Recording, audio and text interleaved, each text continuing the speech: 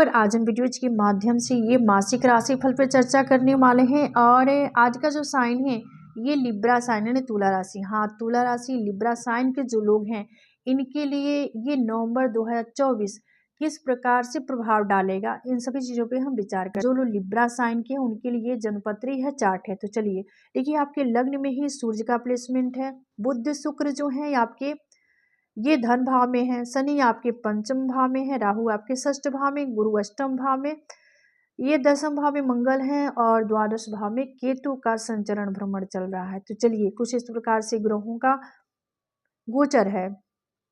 अब चलिए यहाँ पे देखिए, चंद्रमा का जिक्र तो नहीं है क्योंकि चंद्रमा अति ही शीघ्र राशि परिवर्तन करते हैं। चंद्रमा का गोचर जो होता है 2-2.25 दिन में ही ये अपना राशि परिवर्तन करते हैं। तो यहाँ पर और जो बाकी जो ग्रह हैं उनका यहाँ पे प्लेसमेंट है। तो चलिए, सूर्य यहाँ से दृष्टि डालेंगे आपके सप्तम भाव पे, बुध शुक्र की सामूहिक दृष्टि अष्टम भाव पे होगी। शनि, हाँ, जो लोग लिब्रा साइन के हैं उनके लिए शनि का जो भ्रमण संचरण है, गोचर जो है पंचमस्थ शनि, यहाँ पे आपको जरूर ही मानसिक पीड़ा देते ही होंगे क्योंकि ये कंटक शनि है और कुछ ना कुछ उलझने, कुछ ना कुछ दिक्कतें आपके साथ होती होंगी क्योंकि ये पंचम भाव में शनि रह के इन सभी चीज़ों को देते ही हैं। और तो यहाँ से दृष्टि डालेंगे आपके दाम्पत्य भाव पे, तो उसमें भी आपको कुछ ना कुछ उलझने देखने को अवश्य ही मिलती होगी। इसके बाद शनि की जो 7वीं दृष्टि होगी डिजायर भाव पे और शनि की जो 10वीं दृष्टि होगी धन भाव पे।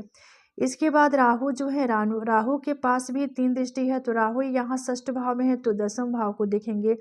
5वीं दृष्टि से राहु की 7वीं दृष्टि जाएगी द्वादश भाव पे, राहु की 9वीं दृष्टि जाएगी धन भाव पे।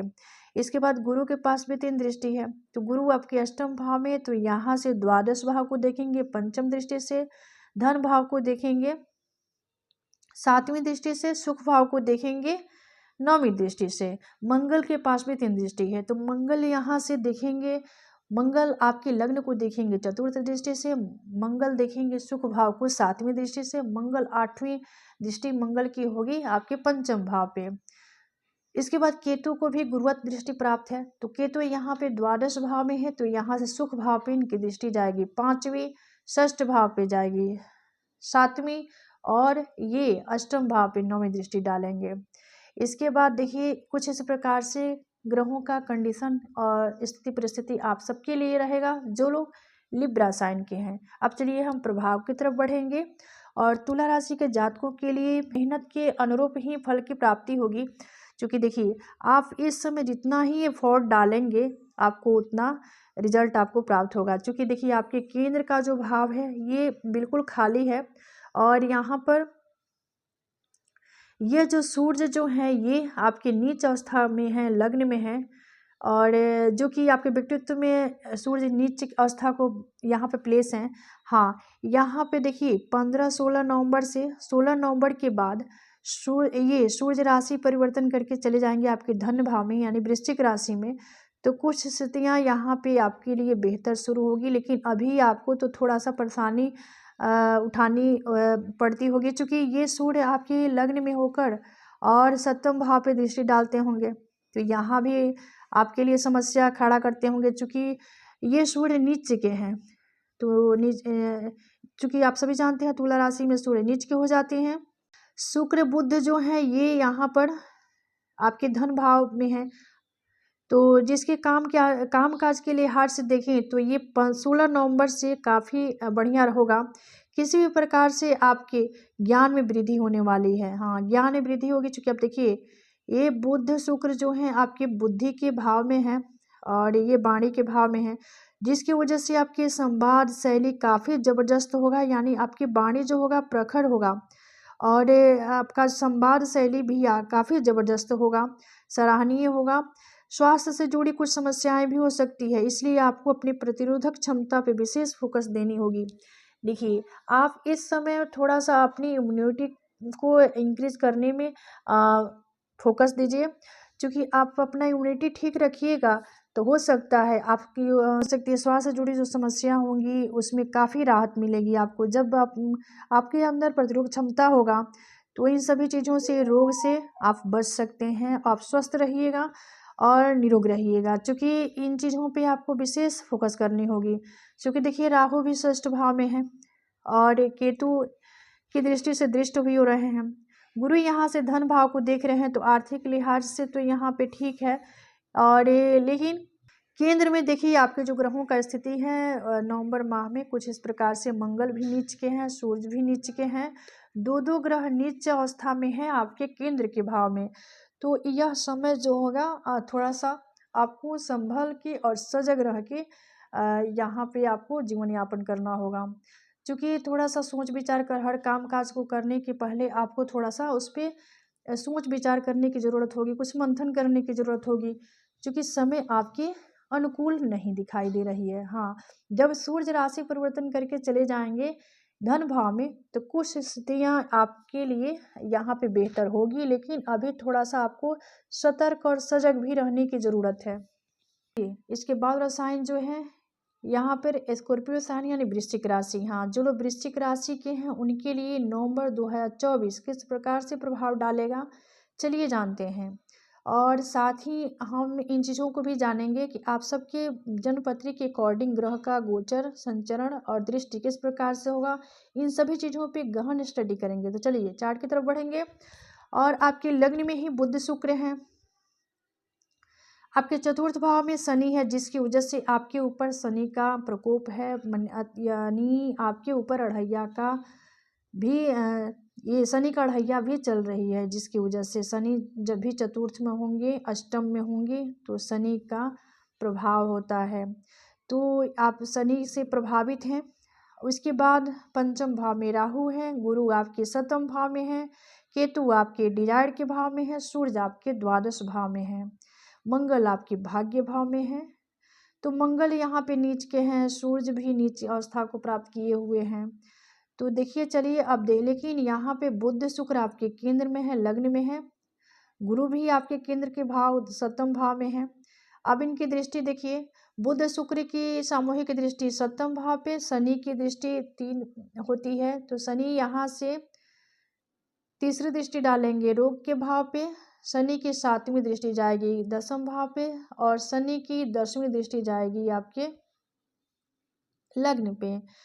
इसके बाद राहु के पास भी 3 दृष्टि है, तो राहु यहाँ से पंचम दृष्टि डालेंगे 9 भाव पे, राहु की 7वीं दृष्टि जाएगी डिजायर के भाव पे, और राहु की जो 9वीं दृष्टि जाएगी लग्न पे।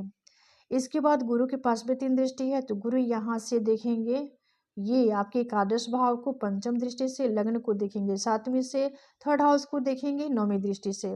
मंगल के पास भी 3 दृष्टि है, देखिए मंगल नीच के होकर आपके भाग्य भाव में है, तो यहाँ से चतुर्थ दृष्टि डालेंगे द्वादश पे।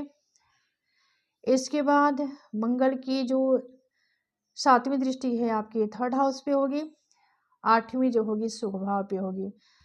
अब देखिए केतु के पास भी 3 दृष्टि है, क्योंकि केतु को भी गुरुवत दृष्टि प्राप्त है, केतु डिजायर के भाव में है, तो यहाँ से इनकी 5वीं दृष्टि जाएगी थर्ड हाउस पे, 7वीं आपके संतान के भाव पे, 9वीं आपके दाम्पत्य के भाव पे। सूर्य जो हैं ये यहाँ से इनकी 7वीं दृष्टि जाएगी षष्ठ भाव पे। तो देखिए 2 ग्रह यहाँ पे नीच के हैं, चूँकि भाग्य में बैठे हैं मंगल नीच के होके, द्वादश भाव में सूर्य भी बैठे हैं नीच के होके। तो कुछ इस प्रकार से कंडीशन है ग्रह का। अब चलिए फल प्रभाव की तरफ बढ़ेंगे।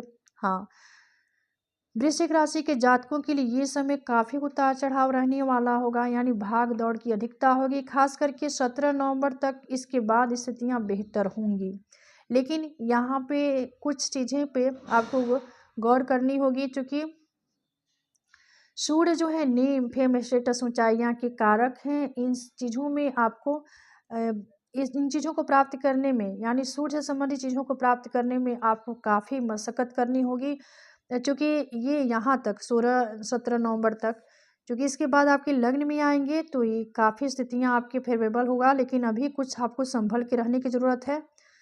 वही पारिवारिक जीवन के लिहाज से थोड़ा सा कठिनाइयाँ भी हो सकती है। आपके अंदर लीडरशिप में काफ़ी कमियाँ देखने को मिल सकती है, क्योंकि ये सूर्य जो है नीच के हैं, और एक लीडरशिप के कारकत्व सूर्य के पास ही है। नेम फेम ऊंचाइयाँ इस सभी चीज़ों को देने वाले सूर्य हैं, जो कि नीच के हैं और व्यय भाव में हैं।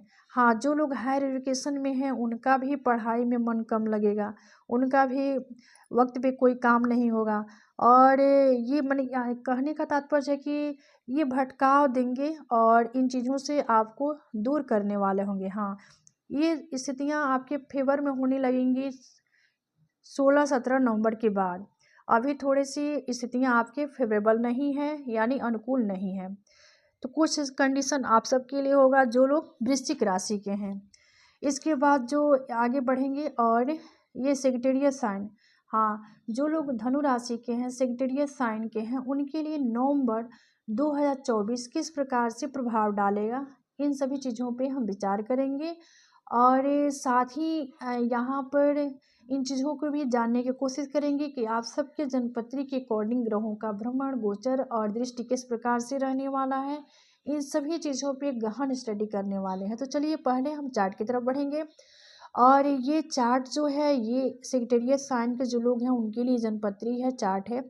तो चलिए देखिए, आपके शनि जो है थर्ड हाउस में है, राहु चतुर्थ भाव में है, गुरु षष्ठ भाव में है, मंगल अष्टम भाव में है, केतु दसम भाव में है, सूर्य ये एकादश भाव में है, बुध शुक्र जो है ये आपके द्वादश भाव में है। तो कुछ इस प्रकार से ग्रहों का प्लेसमेंट है। अब चलिए इनकी दृष्टि के बारे में जानते हैं।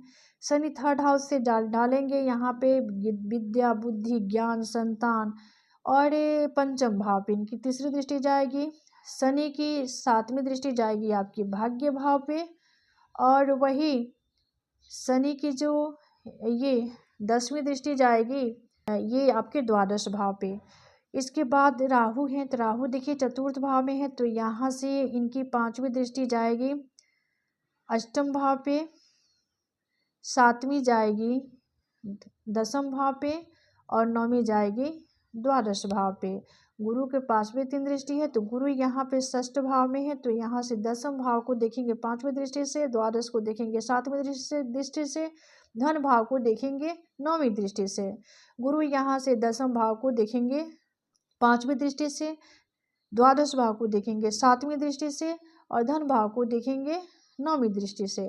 मंगल के पास में 3 दृष्टि है, अष्टम भाव में मंगल है, तो यहाँ से इनकी चतुर्थ दृष्टि जाएगी आपके यहाँ पर ये डिजायर के भाव पे। और 7वीं जाएगी आपके धन भाव पे, 8वीं जाएगी आपके थर्ड हाउस पे। केतु के पास भी गुरुवत दृष्टि प्राप्त है, तो केतु यहाँ से इनकी दृष्टि जाएगी धन भाव पे, 5वीं दृष्टि। इसके बाद गुरु की जो 7वीं दृष्टि है आपके चतुर्थ भाव पे होगी। और गुरु की जो 9वीं दृष्टि है वो यहाँ पर षष्ठ भाव में होगी। तो इसके बाद सूर्य के पास एक ही दृष्टि है, तो ये पंचम भाव को देखेंगे 7वीं दृष्टि से। बुध और शुक्र यहाँ से देखेंगे, बुध और शुक्र की 7वीं दृष्टि जाएगी षष्ठ भाव पे। तो कुछ इस प्रकार से ग्रहों का प्लेसमेंट है और ये दृष्टि होगा। हाँ देखिए, आपके केंद्र के भाव जो है यहाँ पे राहु केतु का ही प्रभाव है। बाकी आपका त्रिकोण भी है तो खाली है और ये भी रिक्त है। और जो कि पंचम भाव में कोई ग्रह का प्लेसमेंट नहीं है, नवम भाव में भी कोई ग्रह नहीं है, ना ही इन ग्रहों पे, इन भावों पे किसी शुभ ग्रह का दृष्टि भी है। क्योंकि ये बुध शुक्र दृष्टि डालेंगे षष्ठ भाव पे और ये गुरु की दृष्टि जाएगी 7वीं दृष्टि जाएगी व्यय भाव पे।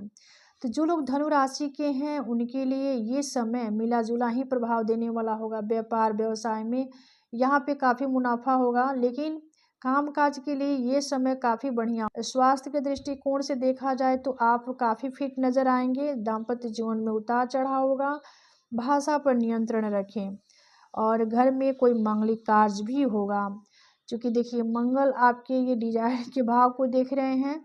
इसके बाद यहाँ से गुरु आपके धन भाव को देखेंगे, तो धन धान्य के लिए यहाँ पर बढ़िया रहने वाला है। बाकी चीज़ें आपके लिए यहाँ से, और बुध शुक्र ये व्यय भाव में है। हाँ, अब देखिए यहाँ से सूर्य जब जाएंगे आपके डिजायर, आपके लाभ के भाव में नीच अवस्था में सूर्य हैं और आपके अष्टम भाव में मंगल भी नीच के हैं। सूर्य का राशि परिवर्तन गोचर होगा जब जाएंगे द्वादश भाव में और यहाँ से बुध जो हैं, शुक्र जो है 7 नवंबर को ये भी इनका भी गोचर होगा धनु राशि में, जो कि लग्न में जाएंगे और काफ़ी स्थितियाँ आपके फेवर में शुरू होगी जब ये शुक्र आपके लग्न में आ जाएंगे। तो आपके शुक्र आप लग्जरियस के कारक हैं और आपके लग्न में आपके व्यक्तित्व में आएंगे, तो आप थोड़ा सा अपने आप में ये रख रखाव और लग्जरियस की तरफ बढ़ेंगे। तो कुछ कंडीशन आप सबके लिए रहेगा। और ये था मासिक राशि फल पे चर्चा, और साइन जो थी लिब्रा साइन, स्कॉर्पियो और सेजिटेरियस साइन। तो यहाँ पर राधे राधे।